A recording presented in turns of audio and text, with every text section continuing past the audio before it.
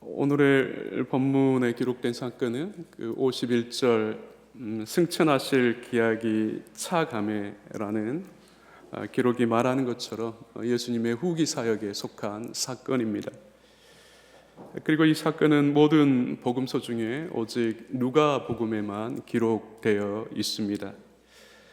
오늘 본문은 그냥 보면 쉽게 이해될 수 있죠. 예수님께서 예루살렘을 향하여 가는 도중에 사마리아의 어느 한 마을에 머물기를 원하셨지만 배척당하셨다는 내용입니다.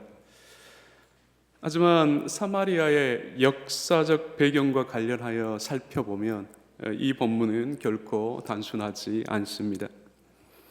53절 예수께서 예루살렘으로 향하여 가시기 때문에 사마리아 사람들이 받아들이지 않았다는 표현은 누가복음의 저자가 매우 의도적으로 기록하고 있는 것처럼 보입니다. 단순히 사마리아 사람들이 나쁘다는 것을 말하기 위한 것이 아닙니다. 오히려 사마리아 사람들이 예수님을 배척한 것과 관련하여 역사 속에서 뿌리 내린 사마리아와 유대 사이의 갈등이 얼마나 심각했는지를 나타낸 표현입니다.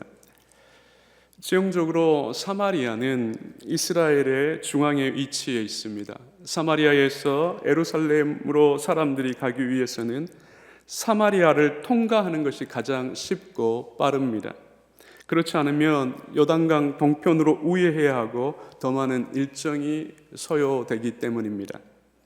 오늘 본문 앞서 기록을 보면 예수님은 갈릴리에서 사역을 감당하고 계셨습니다. 활동하신 것이죠. 예수님이 갈릴리에서 예루살렘으로 가시기를 원하셨을 때 당연히 사마리아를 통과하는 것이 가장 자연스러웠습니다. 더욱이 많은 사람들이 동행했기 때문에 제자들도 이 길을 추천했을 것으로 생각이 됩니다. 물론 오늘 본문의 기록과 관련하여 예수님이 의도적으로 사마리아를 통과하셨다는 것도 우리가 기억할 필요는 있습니다. 예수님이 유대인들과의 갈등 관계에 있는 사마리아의 한 마을을 방문하려고 한 것은 민족적 경계가 없는 우주적 교회를 세우시려는 목적과 관련하여 필연적인 것이었습니다. 주님이 오신 뜻과 관련하여 아주 중요한 일이었다는 것입니다.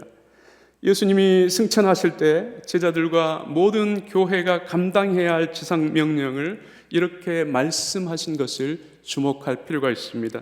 사도행전 1장 8절입니다. 오직 성령이 너희에게 임하시며 너희가 권능을 받고 예루살렘과 온 유대와 사마리아와 땅끝까지 이르러 내 증인이 되리라 하시니라.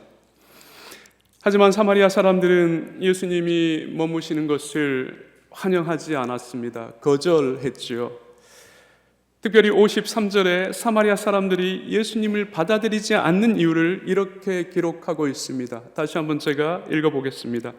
예수께서 예루살렘을 향하여 가시기 때문에 그들이 받아들이지 아니하는지라.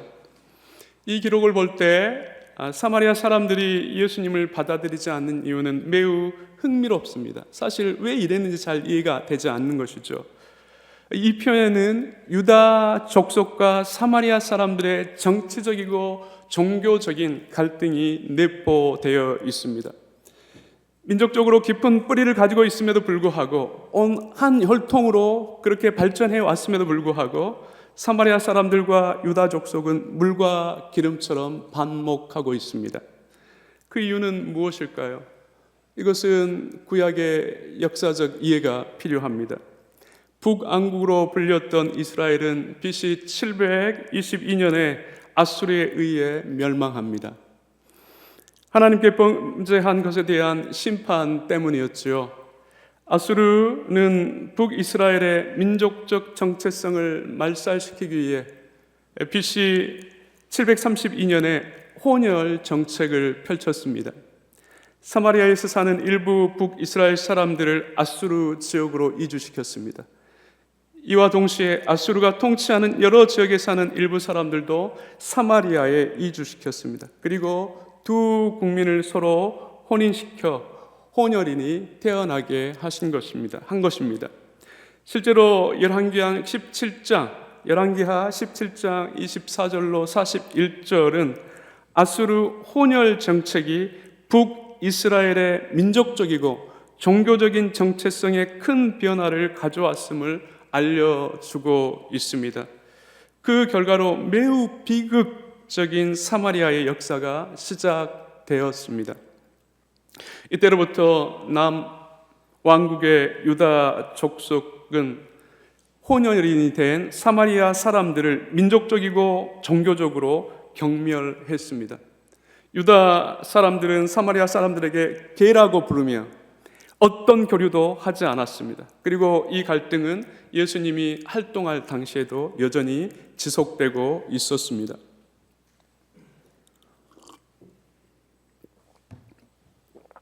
이러한 역사적 배경과 관련하여 사마리아 사람들이 유다 사람인 예수님을 경계한 것은 결코 낯선 것이 아니었습니다. 사마리아 사람들이 먹고 자는 문제를 해결하기 위해 나그네로 온 예수님의 일행을 받아들이지 않은 것은 유다 사람들에 대한 증오가 얼마나 깊은지를 우리에게 알려주고 있습니다. 아수르의 침략 아래서 발생한 비극적 사건 때문에 유다 사람들은 사마리아 사람들을 늘 경멸했습니다. 유대인들은 사마리아 사람들의 존재 자체를 불결한 것으로 생각했습니다. 사마리아 사람들의 피는 이방 민족에 의해 더럽혀졌고 사마리아 사람들이 드리는 제사도 변질된 것으로 폄훼했습니다. 사마리아 사람들이 세겜 지역의 그리심산에 성전을 세우고 제사를 드리는 것과 관련하여 유다 사람들은 그 제사의 합법성도 인정하지 않았습니다. 유다 사람들은 의도적으로 사마리아 사람들을 무시했고 차별했으며 경계했습니다. 같은 혈통적 뿌리를 가지고 있음에도 다른 민족의 피가 섞였다는 이유로 인간 취급을 하지 않고 개처럼 취급을 한 것입니다.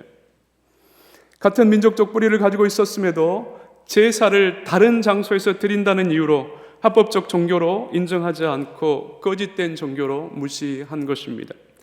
그래서 요한복음 4장 9절에서 예수님이 사마리아 여인에게 물을 달라고 한 것과 관련하여 이렇게 기록되어 있습니다. 제가 천천히 읽어보겠습니다. 요한복음 4장 9절입니다. 사마리아 여자가 이르되 당신은 유대인으로서 어찌 사마리아 여자인 나에게 물을 달라 하시나이까 하니 이는 유대인이 사마리아인과 상종하지 아니함이러라. 여기에서 상종하지 않다는 것은 누구와도 함께 지낼 수 없다는 의미를 지니고 있는 단어입니다. 유다 사람들과 사마리아 사람들이 함께 지낼 수 없는 관계임을 노골적으로 나타낸 표현이죠. 이렇게 볼 때 사마리아 사람들이 유다 사람들을 싫어한 것은 단순히 감정의 문제가 아니었습니다. 역사 속에서 오랫동안 축적된 민족적이고 종교적인 상처와 관련된 것이었습니다. 이 때문에 예수님은 별다른 반응을 하지 않고 다른 마을로 가신 것입니다.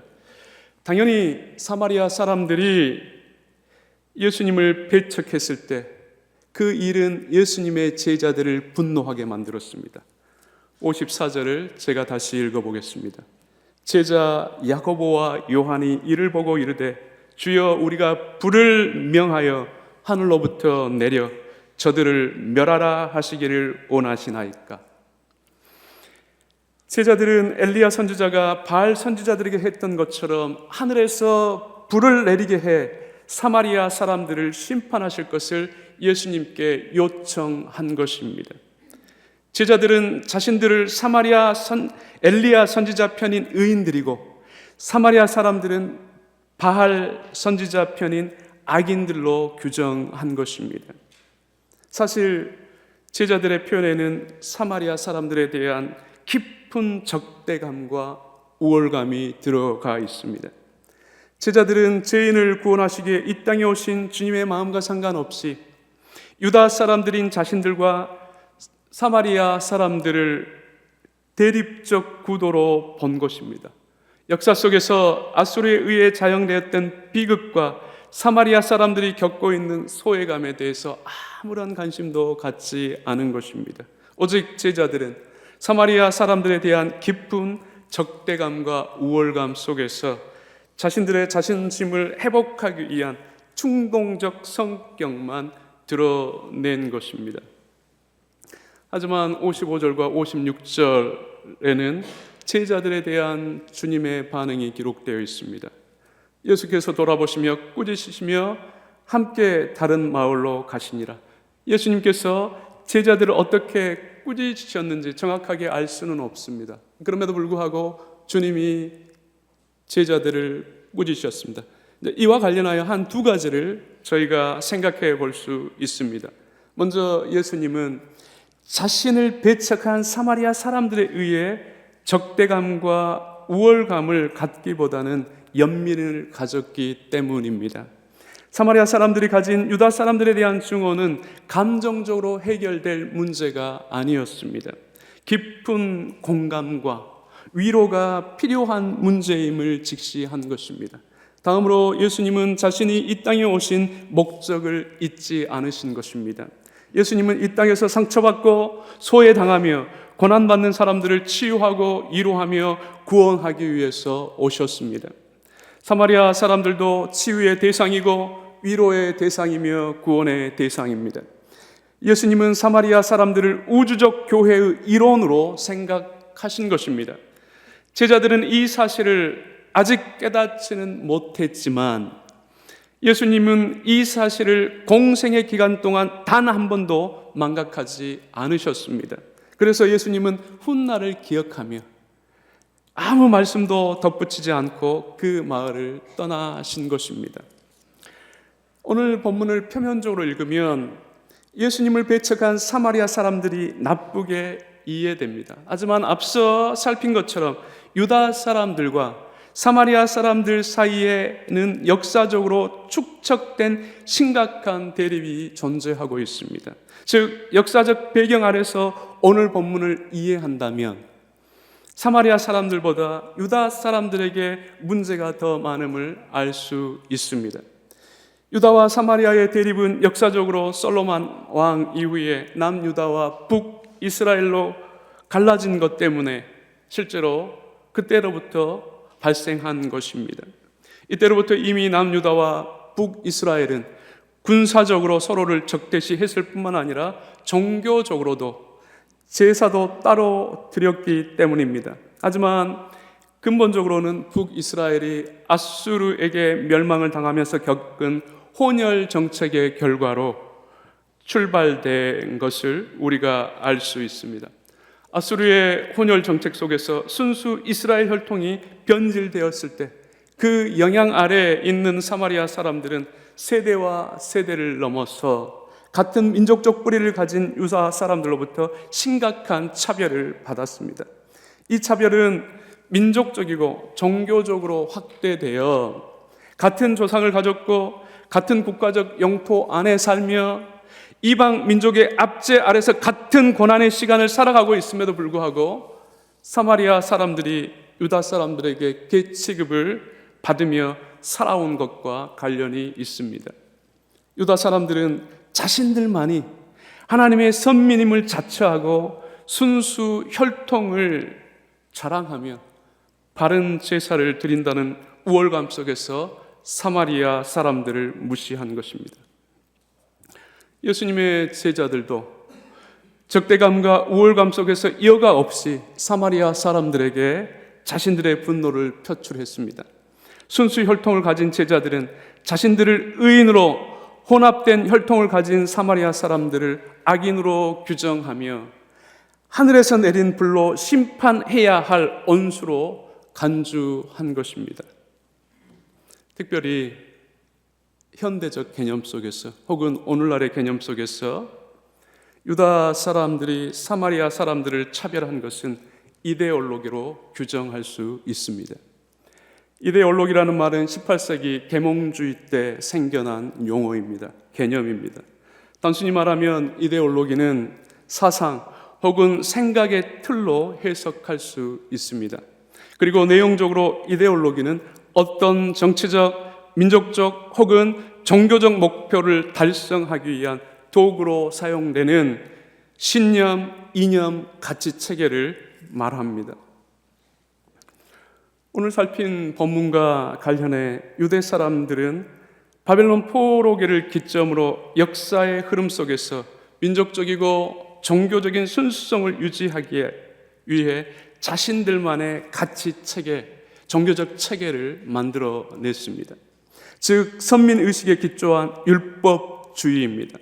민족적으로는 하나님의 선택된 백성이며 종교적으로는 하나님의 율법을 온전히 지키는 것을 통해서 유대 사람들은 자신들의 존재의 의미를 규정한 것입니다. 이 가치체계 아래서 유대 사람들은 오직 자신들의 순수 혈통과 순수 종교를 보존하는 일에 절대적 관심을 가졌습니다. 모든 성경적 가르침은 이 가치체계를 부여하고 기억하며 실천하는 것에 초점이 있었습니다. 당연히 예수님께서 공생의 활동을 할 당시에도 유대 사람들은 이 민족적이고 종교적인 목표에 충실하게 살았습니다. 예수님의 제자들도 예수님이 이 땅에 오신 목적을 분명하게 알기 전까지는 이 가치 체계에 전적으로 무장된 사람들이었습니다. 이렇게 볼 때 오늘 읽은 본문에서 확인한 것처럼 예수님의 제자들이 사마리아 사람들을 싫어한 것은 매우 자연스러운 것이었습니다. 만약 어떤 사람이 이데올로기의 지배를 받으면 그 사람은 이데올로기가 규정하는 삶의 체계를 따릅니다. 그래서 그 사람은 자신이 무엇을 잘못하고 있는지 알지 못합니다. 자신이 하는 모든 것은 정당화됩니다. 즉 예수님의 제자들이 하늘에서 불을 내려 사마리아 사람들을 죽이려 한 것은 이미 자신들이 선민의식에 기초한 율법주의를 삶의 체계로 삼고 있기 때문이었습니다. 그래서 예수님의 제자들이 사마리아 사람들에게 적대감을 가진 것은 죄가 아니라 선으로 이해될 수 있는 것이었습니다.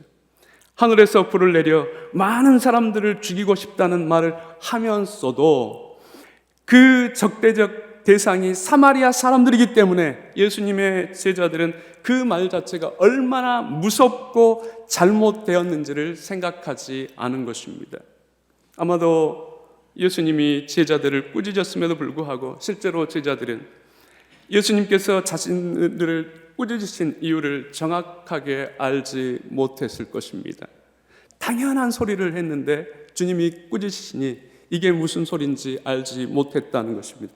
하지만 예수님은 유다 사람인 제자들의 본질을 깨뚫고 계셨습니다. 그래서 책망하신 것입니다.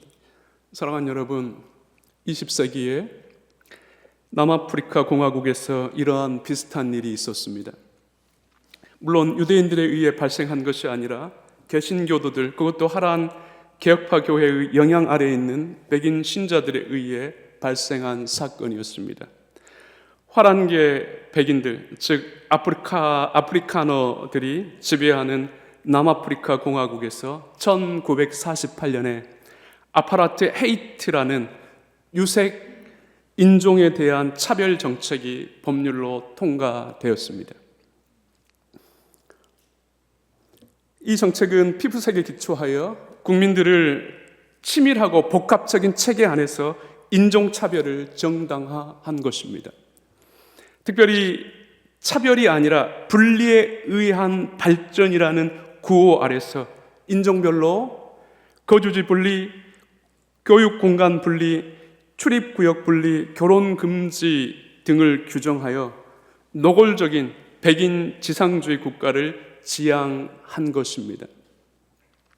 흥미롭게도 하란계 백인들은 이 차별 정책의 합법성을 위해 아브라함 카이퍼가 말한 민족과 국가의 관계를 교묘하게 이용했습니다. 카이퍼는 민족은 하나님의 본래적 의지에서 나왔고 국가는 인간들에 의해 인위적으로 만들었기 때문에 민족이 국가에 우선한다고 밝힌 바 있습니다. 이 민족과 국가의 구분을 화란계 백인들이 남아프리카 공화국의 다인종 사회에 적용시킨 것입니다. 결과적으로 화란계 백인들은 한 국가 안에 다양한 민족이 있을 때 어느 민족과 다른 민족 사이에는 분명한 차이점이 있기 때문에 민족과 민족 사이에 차별이 존재하는 것은 당연하다고 주장한 것입니다. 쉽게 말하면 백인 민족과 흑인 민족 사이에 차이점이 존재하기 때문에 각 민족의 고유한 특성에 따라서 한 국가 안에서 삶의 방식이 다양하게 규정되어야 한다고 주장한 것입니다. 이 주장 속에서 하란계 백인들은 유색 인종에 대한 차별을 노골화시켰습니다. 그리고 인종차별을 정당화한 하란계 백성들은 성경의 이웃사랑도 한 국가 안에서 다음과 같이 이루어져야 한다고 강조했습니다. 기독교인은 가장 먼저 자기 민족에 속한 기독교인을 사랑해야 한다. 다음으로 자기 민족에 속하지 않는 기독교인을 사랑해야 된다. 그 다음으로 자기 민족에게 속한 비기독교인을 사랑해야 된다. 맨 마지막으로 자기 민족에 속하지 않은 비기독교인을 사랑해야 한다. 민족에 따라서 이런 어떤 차등을 둔 것입니다. 이러한 이웃사랑은 예수님께서 말씀하신 사랑, 즉 국가, 민족, 계급 등을 초월하는 무조건적 사랑과는 거리가 너무 먼 것이었습니다. 선한 사마리아 비유에서 예수님이 유대 지도자들을 향해 누가 강도 만난 사람의 이웃이냐라고 질문을 했습니다. 이때 유대 지도자가 자비를 베푼 자이니이다 이렇게 말한 것과 관련하여 예수님께서 너도 이같이 하라고 말씀하신 것을 우리는 주목해야 할 것입니다. 예수님은 우리에게 우리의 도움을 구하는 모든 사람에게 이웃이 되라고 말씀하셨습니다. 화란계 백인들은 개혁교회 신자들임에도 불구하고 자신들의 민족적 유익을 위해 진리를 애곡하여 한 국가 안에서 다른 민족을 열등하게 보고 차별한 것입니다. 아파라트 헤이트는 남아프리카 공화국의 대통령으로 선출된 넬슨 만델라에 의해서 1994년 4월 27일에 완전히 폐지가 되었습니다. 남아프리카 공화국의 아파라트 헤이트의 교훈은 어느 나라에서든 기독교인들도 다양한 이데올로기에 빠질 수 있음을 우리에게 알려줍니다. 어떤 사상이나 주장에 대해 무비판적으로 수용할 때 얼마든지 다양한 이데올로기의 지배를 받을 수 있다는 것을 우리에게 알려주고 있죠.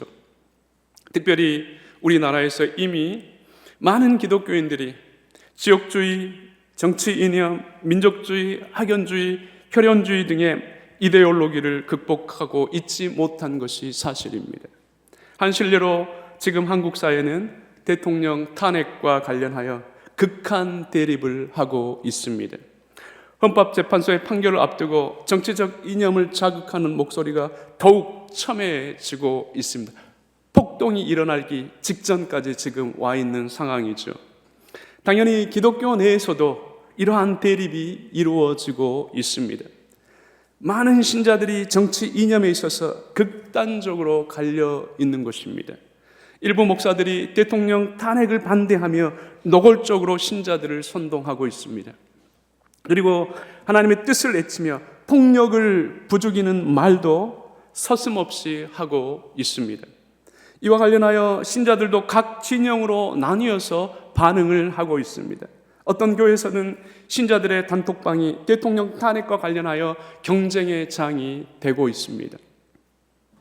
일부 신자들이 탄핵을 지지하는 글이나 동영상을 올리며 다른 일부 신자들도 이에 대응하여 탄핵을 반대하는 글이나 동영상을 올립니다. 헌법재판소의 판결이 끝날 때까지 교회는 시끄러울 것입니다.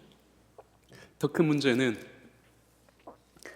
이러한 일에 담임 목사가 어떠한 조치나 반응도 할 수 없다는 현실입니다.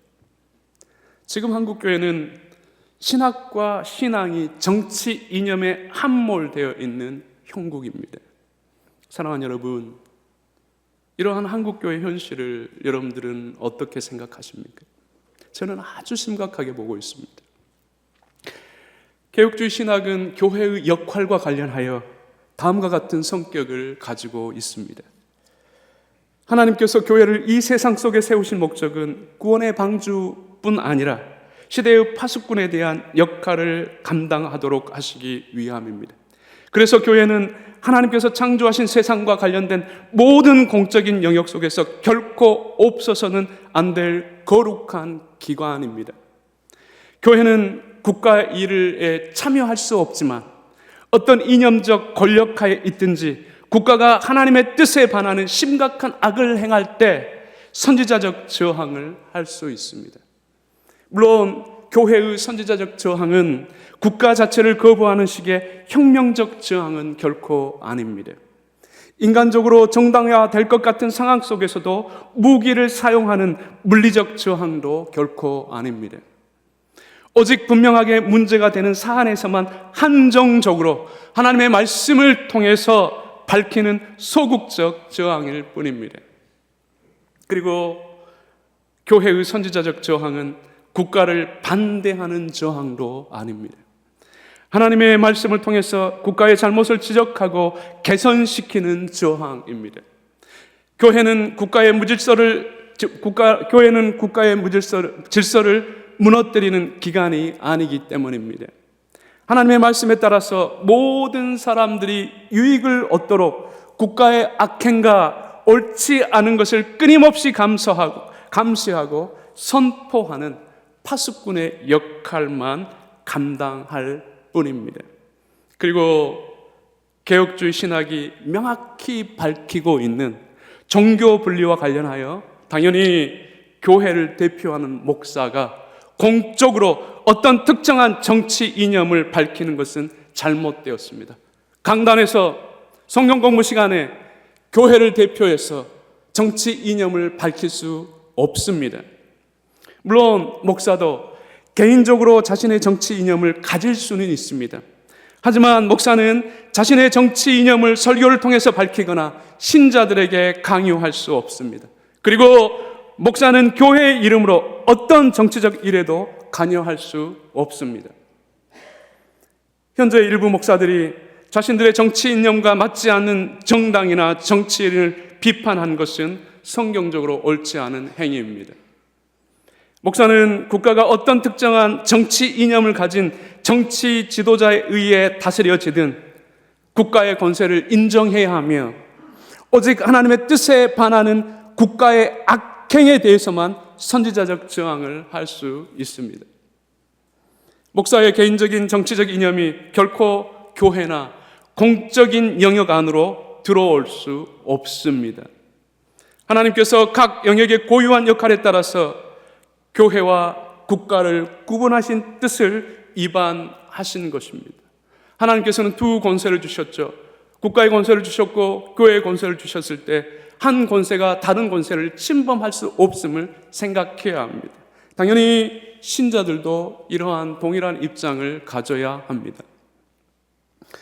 신자도 자신의 정치적 이념을 교회 안에서 다른 신자에게 강요해서도 안 되고 설득해서도 안 됩니다. 교회 안에서 자신의 정치적 이념을 공적으로 밝히는 행위는 결코 성경이 말하는 것이 아닙니다. 그것은 심각한 죄입니다.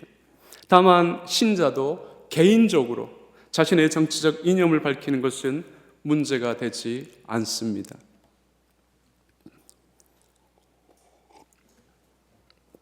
우리의 신학과 신앙이 이데올로기에 지배를 당하면 큰 위험에 빠집니다. 같은 하나님을 믿고 있음에도 불구하고 우리가 하나님의 뜻보다 이데올로기를 앞세우면 우리와 다른 정치 이념을 가진 신자들에게 적대감을 가질 수 있기 때문입니다. 교회의 분란을 일으킬 수 있는 것이죠. 제자들이 사마리아 사람들을 향해 불을 명하여 하늘로부터 내려 저들을 멸하라고 예수님께 요구한 것은 얼마든지 우리에게서도 나타날 수 있는 현상입니다. 다른 형태로 말을 다르게 할 뿐이지 이런 중호심을 우리도 표출할 수 있음을 알아야 합니다. 신앙 안에서 하나님의 뜻에 대한 깊은 성찰이 없을 때 언제든지 확인될 수 있습니다. 최근 서부 법원에 대한 폭동이 이를 증명합니다. 하나님의 뜻에 대한 깊은 성찰 없이 지금 일부 목사들이 보이고 있는 수준은 오늘 본문에서 확인할 수 있는 제자들의 수준과 거의 다르지 않습니다. 사랑하는 여러분, 예수님은 제자들의 무서운 요청에 대해 어떤 반응을 하셨습니까? 제자들을 꾸짖으셨습니다. 이 꾸짖음 안에는 예수님이 이 땅에 오신 목적과 관련하여 모든 사람을 향한 사랑과 긍휼이 전제되어 있음을 잊지 않아야 합니다. 기독교의 복음의 본질은 사람을 정죄하거나 죽이는 데 있지 않습니다. 죄인을 살리고 새 생명을 얻게 하는 데 있습니다. 예수님은 사마리아 사람들에 대한 연민 안에서 당장은 물러나셨지만 결코 사마리아 사람들을 향한 사랑과 긍휼을 포기하지 않으셨습니다. 누가복음 10장 25절로 37절 선한 사마리아인의 비유, 누가복음 17장 11절로 19절 깨끗함을 받은 10명의 나병 환자 중 예수님께 감사를 표현한 사마리아 사람, 요한복음 4장 1절로 42절에 사마리아 수가 마을에서 예수님이 사마리아 여인과 대화하신 것 등을 통해서 우리가 명확하게 확인할 수 있습니다. 예수님이 사마리아 사람들에게 긍휼을 나타내신 것 때문에 예수님을 신뢰한 유대 사람들은 사마리아 사람들에 대해 새로운 인식을 갖게 되었습니다. 그러니까 예수님을 믿고 예수님의 가르침을 따른 사람들은 사마리아 사람들에 대한 미움을 접었다는 것입니다. 이미 앞서 밝힌 것처럼 예수님이 승천하시기 전에 말씀하신 지상 명령에서도 사마리아 사람들을 기억하셨습니다. 오직 성령이 너희에게 임하시면 너희가 권능을 받고 예루살렘과 온 유대와 사마리아와 땅끝까지 이르러 내 증인이 되리라 하시니라. 결론적으로 예수님의 사랑과 긍휼뿐만 아니라 지상 명령 때문에 복음은 사마리아에서도 증거되었고, 그래서 큰 구원의 역사가 일어났습니다. 사도행전 8장 5절로 8절을 우리 함께 읽어보겠습니다. 사도행전 8장 5절로 8절 말씀입니다.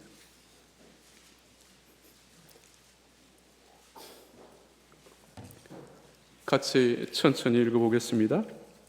빌립이 사마리아 성에 내려가 그리스도를 크게 전파하니 무리가 빌립의 말도 듣고 행하는 표적도 보고 한 마음으로 그가 하는 말을 따르더라.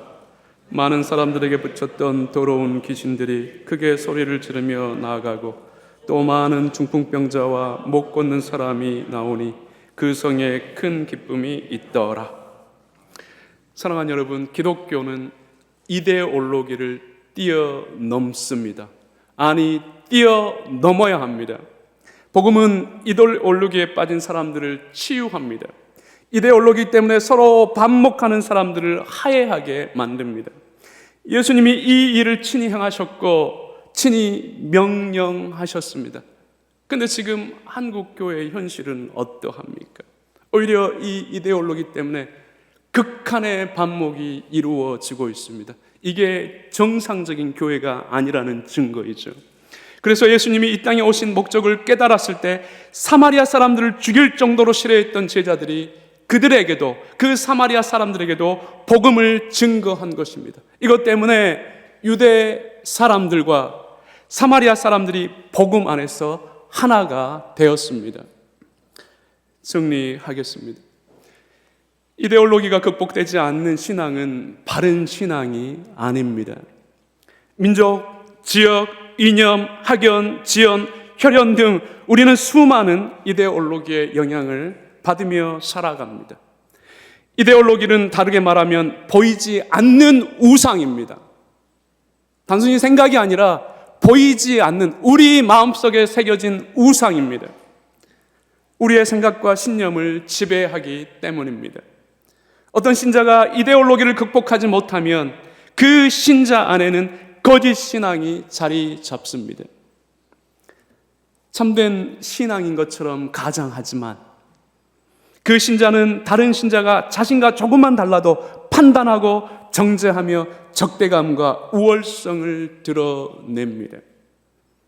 예수님의 제자들처럼 불을 명하여 하늘로부터 내려 저들을 멸하라는 것을 서심없이 말하는 계물이 되는 것입니다. 한국교회 안에서 정치 이념이 다른 신자들끼리 반목하는 것은 바로 이러한 이유 때문입니다. 정상적 교회가 아니라는 것이죠. 정상적 목회자가 아닙니다. 참된 구원의 신자는 예수님의 마음과 시각을 가지고 일과 사건을 바라보기 위해 노력합니다. 여러분들 제발 이 자리에 오신 목적을 생각해야 됩니다. 신학을 왜 하는지, 여러분들의 이념에 신학을 함몰시켜서는 안 됩니다. 여러분들의 신앙을 함몰시켜서도 안 됩니다. 우리 자신 안에 있는 모든 잘못된 편견, 신념, 이념, 즉 모든 이데올로기를 극복하며 하나님의 뜻에 근거하여 생각하고 말하며 행동해야 합니다. 참된 신자는 자신의 유익을 위해 성경이 가르치지 않는 것을 따르지 않기 때문입니다. 하나님께서 싫어하시는 일을 따르는 것은 하나님을 부인하는 행위입니다. 지금 한국교회 안에서 일부 목사들이 자신들의 정치 이념을 노골적으로 드러내는 것은 매우 슬픈 현상입니다. 지극히 정상적인 게 아니라 지극히 문제가 있는 겁니다. 비정상적인 현실이 지금 한국교회 안에서 벌어지고 있다는 것을 여러분들이 기억하셔야 합니다. 예수님이 이 땅에 오신 목적을 망각한 직무유기입니다. 하나님의 일을 생각하지 않고 오히려 사람의 일을 생각하는 죄라는 것을 여러분들 잊지 않으셔야 합니다. 이 일에 여러분에게 은혜 주시기를 주의 이름으로 축원합니다. 기도하겠습니다. 하나님 아버지, 긴 역사 속에서 교회는 교회와 국가의 관계, 그리고 그 시대 속에서 나타난 여러 이데올로기를 극복하며 지금까지도 그 역사성을 가지고 교회는 이 자리에 서 있습니다. 지금 21세기 한국 교회는 신학과 신앙이, 그리고 교회가 정치 이념에 함몰되어 있는 것처럼 보입니다. 어디로 가야 될지, 어디로 가는 것이 옳은지, 교회도 혼돈스럽고 신학교도 혼돈스럽고 그것을 가르치는 목회자와 신학자들도 혼돈 속에 있습니다. 주님, 이러한 한국교회를 긍휼히 여겨주시고 불쌍히 여겨 주옵소서. 우리로 주님의 뜻이 무엇인지를 알게 하시고, 또한 역사 속에서 정립된 개혁주의 신학에 근거한 교회 국가의 관계 속에서 우리가 어디로 가야 될지, 우리가 무엇을 지향해야 될지를 분명히 알게 하여 주옵소서. 주님, 이 땅 가운데 치유가 필요합니다. 우리를 주장하여 주시고 우리를 불쌍히 여겨 주옵소서. 우리 주 예수 그리스도 이름으로 기도드리옵나이다. 아멘.